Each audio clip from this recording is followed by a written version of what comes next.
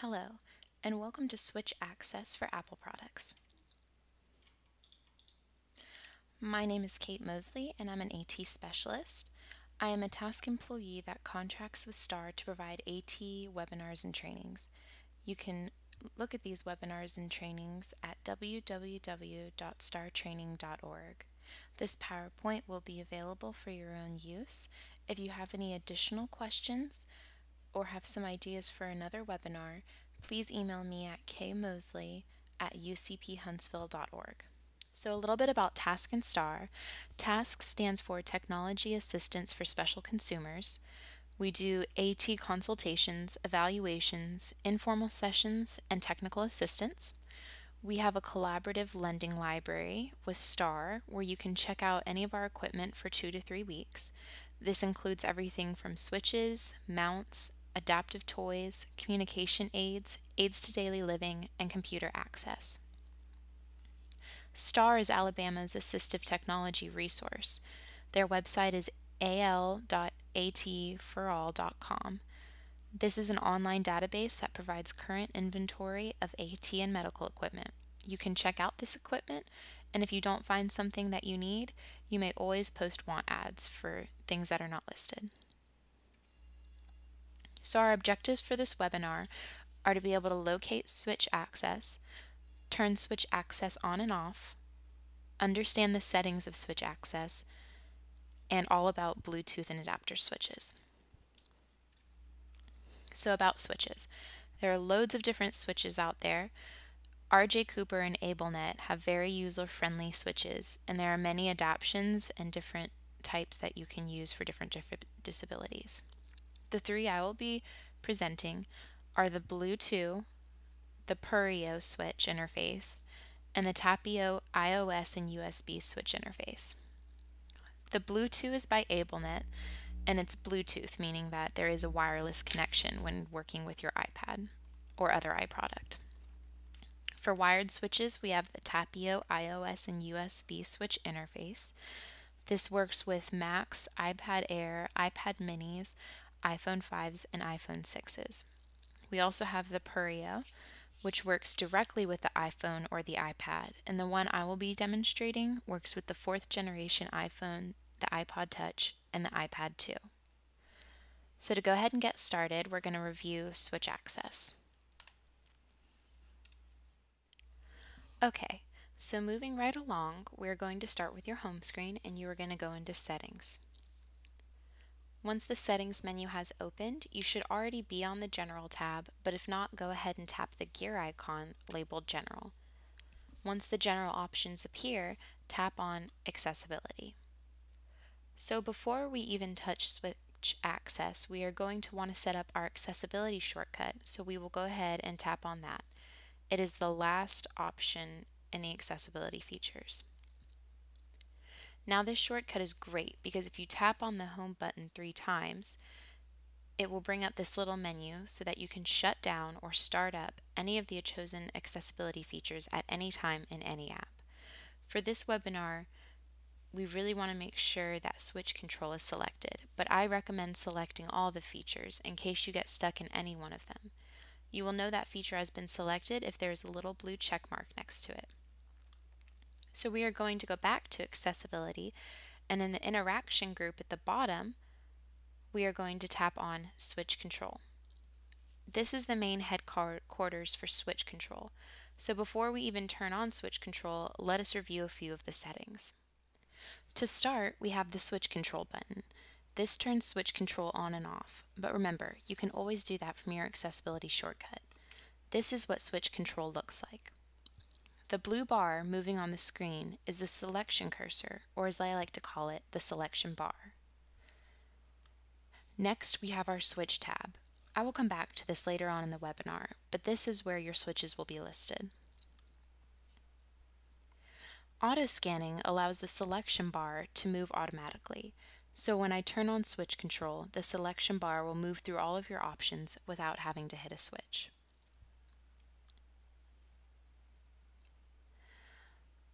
Under our timing group, we have auto scan time, pause on first item, loops, auto tap, and move repeat. Auto scanning time allows you to change how fast the selection bar moves through your options.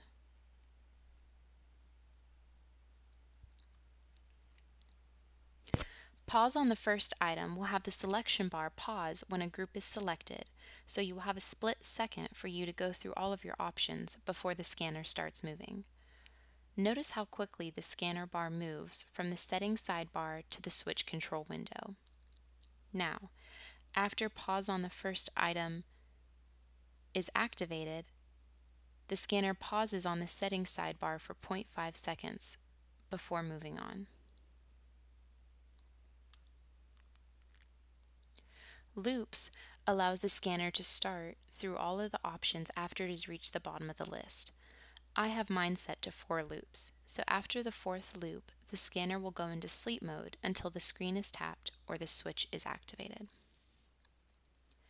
When auto tap is on, performing the selection action will tap the screen. This is beneficial for apps that use tapping for games.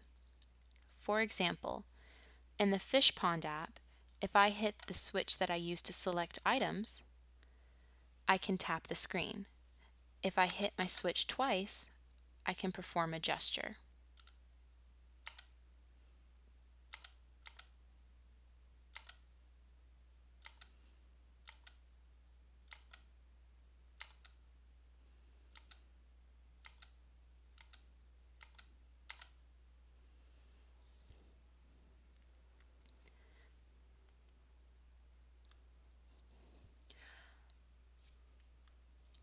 Move Repeat makes the scanner bar move between options while the button is being held down as opposed to constantly hitting a switch.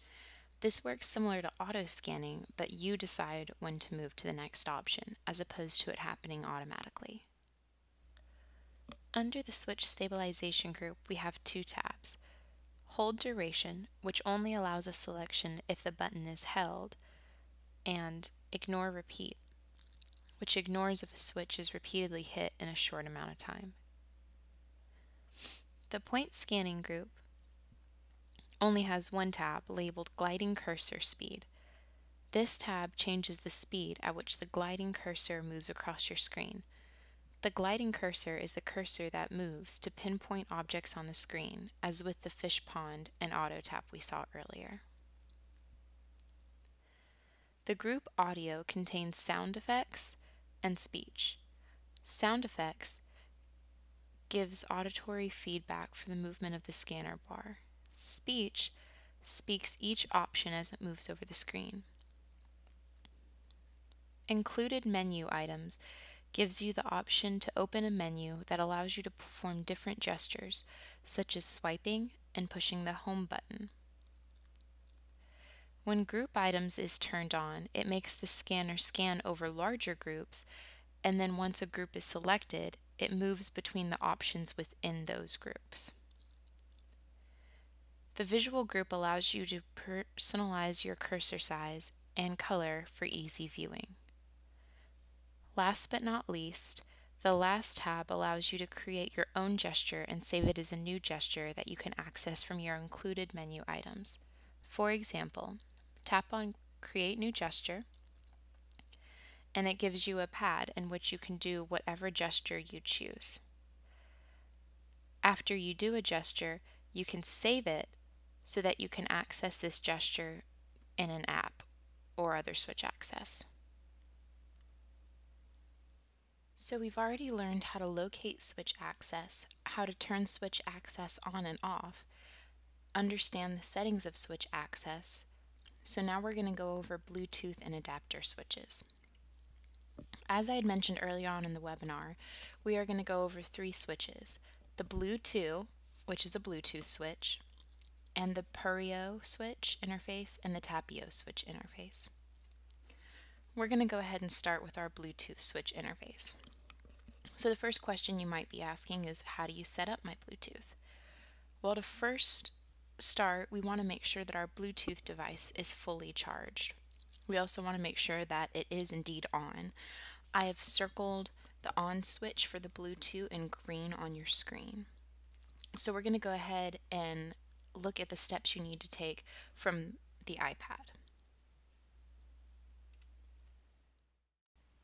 So on your iPad, you're going to go straight into Settings, and this time we are going to go to Bluetooth. So it's in the first group at the very bottom. You want to make sure that your Bluetooth is on for it to work. Now, if you've connected to your Bluetooth before, you will see it under My Devices. If you see it under My Devices and it still isn't working properly, there's a blue eye with a circle around it. If you tap that, push Forget this device and reconnect to the device. Under Other Devices are all of the devices in your area that your iPad can connect with. So Bluetooth popped up, so we're going to go ahead and click on that. If Bluetooth didn't show up in your other devices, make sure that the device is on and fully charged. So now, next to Bluetooth, we see the word connected. This means that our device is indeed connected and working with our iPad through Bluetooth. So now that we're connected, we're going to go back to General, go to Accessibility, scroll down to our switch control, and go to Switches. These are where all your switches are going to be listed. The Bluetooth has 2 switches on it. So we're going to go to Add New Switch. Because this is outside of the camera or the iPad screen, it is an external switch. And now it's going to say to activate your external switch. So I'm going to go ahead and press the white switch. And now I have the ability to name it. So that I can differentiate between the white and the orange switch, I'm just going to go ahead and name it white. So now you have your selection menu. So from here, you can either work with the system or with the scanner. If you're working with the scanner, that'll be the blue bar that'll go through all of your options. If you're working with the system, that's just tapping and increasing volume, decreasing volume, and working with what's listed below. So we want our white to be our select item so that when our bar is moving through our options, we can say select. So now we also want to engage our orange switch. So we're going to go ahead and add another switch. It again will be external, and we're going to go ahead and push our orange button. And we'll name this one orange.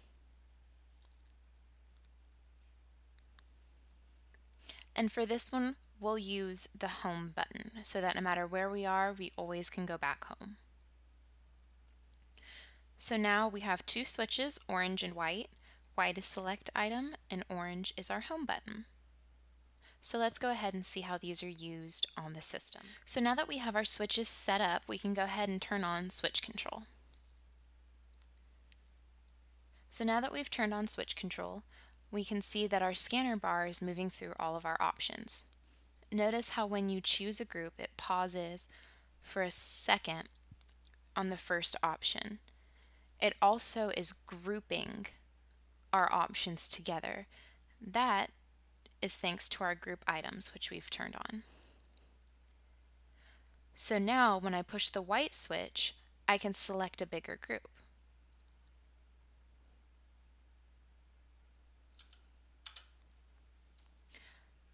So now the bigger group has shortened and I can go through the even smaller groups within that larger one. That's all thanks to group items. Also notice how I do 4 loops of my selections before I need to hit the switch to get the scanner bar going again. That's thanks to our loops option. It's also auto scanning in that I don't have to hit the switch for it to go between my options. So now I can click a smaller group within our larger group and then even specify even more so.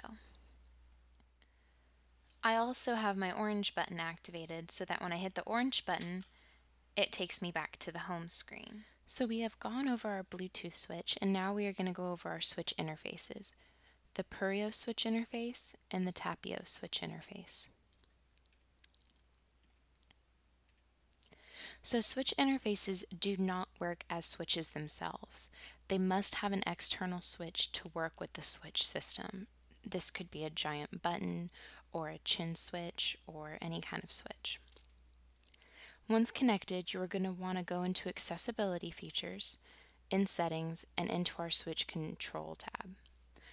Set up your switch similar to the way we set up the Bluetooth switch by going into Switches in the Switch Control menu and clicking on New Switch. After you have created a new switch, turn on Switch Control and you are ready to go.